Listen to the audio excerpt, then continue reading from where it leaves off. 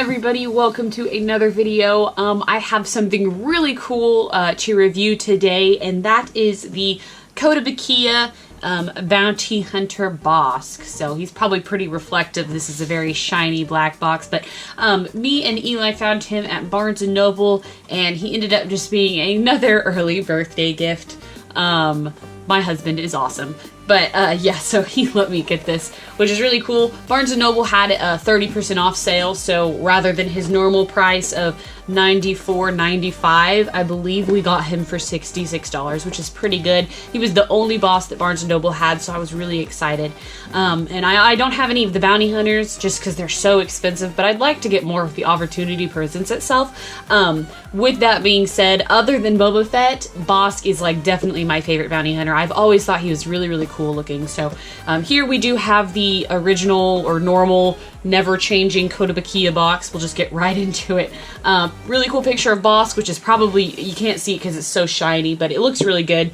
And it's a 1/10 scale pre-painted model kit, for those of you who don't know, and then it's ArtFX as well. I think, I never know what if it's ArtFX or Kotobukiya, or if it's double, I don't know, whatever. But you have Star Wars on the top there, and then Bossk on the side, and on the other side, and then on the back, you get a little close-up of Bossk, and then it shows you that basically once you get all the bounty hunters, it looks like you can build Boba Fett, which is actually really cool. That way you'll have all of them. And so this boss comes with Boba Fett's arms. So they're just in here, obviously, because I don't have a Boba Fett right now. But if I do finish it out, it would be very, very cool. I've seen a couple people do so, and they just look amazing together. They're fantastic. So I just wish that these guys weren't so expensive, and I think part of the reason they are is because they are Star Wars. But these models are really, really nice. I've got quite a few of them, actually. Just obviously not a Bossk. So here is the statue, and hopefully you can tell he's just really, really cool here. He's got a little base, and these bases almost always, unless you get an exclusive edition or something, are almost always these black bases. And they're magnetic, so they're kind of heavy, and there's magnets on the bottoms of their feet, and they just kind of snap on. Now the figure will still be wobbly, but they will stand firm on a flat surface and not really fall over. So unfortunately, the only thing I don't like about these stands is they are so large that if you put them all together, the figures are going to be really spaced out. So I usually just cluster several of these together and then have the figures stand throughout the bases in like crossover bases.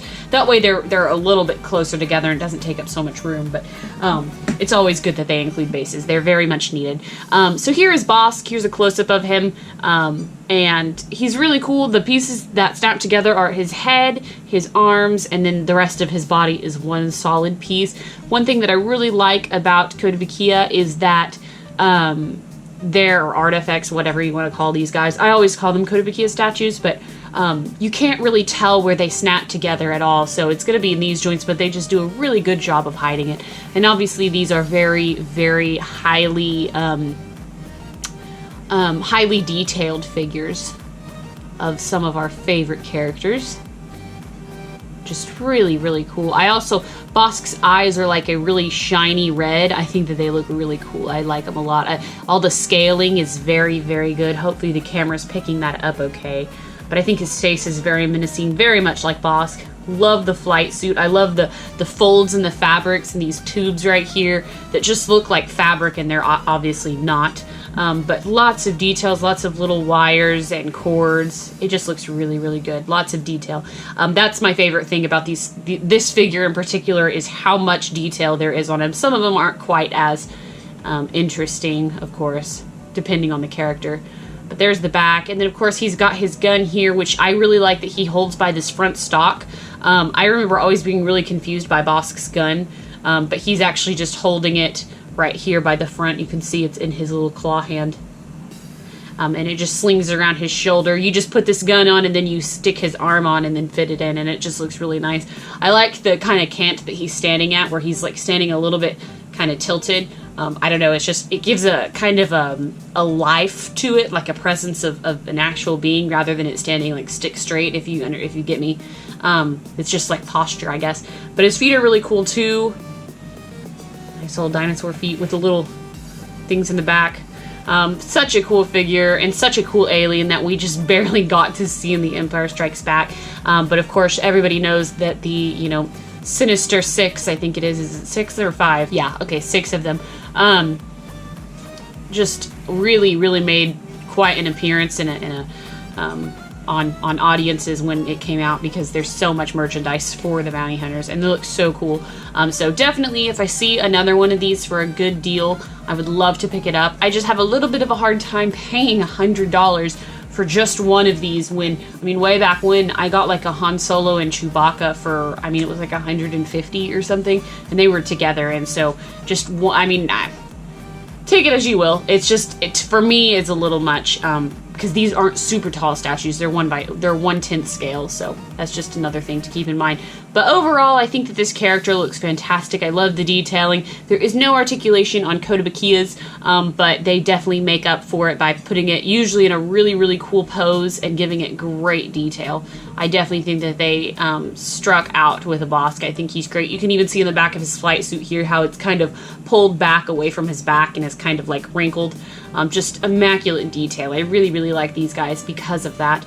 And one great thing about a statue, that probably one of my husband's big things with getting statues, is you don't have to pose them. They come already posed, and they're usually really cool. That is one thing with an articulated figure, is you kind of have to figure out what you want it to look like, and then also joints are a huge thing. So you don't see any joints on this guy, which just makes it all the more lifelike. And I think that it's great, and I just really like this guy, so thank you to Eli for letting me get him as an early birthday gift. I think he's fantastic, and I am so excited to display him next to my other Kotobukiya statues. So anyways, guys, let me know what you think about this figure in the comments below, or statue, I guess. And as always, thank you so much for watching, and I will have more videos coming. Thanks, guys. Bye.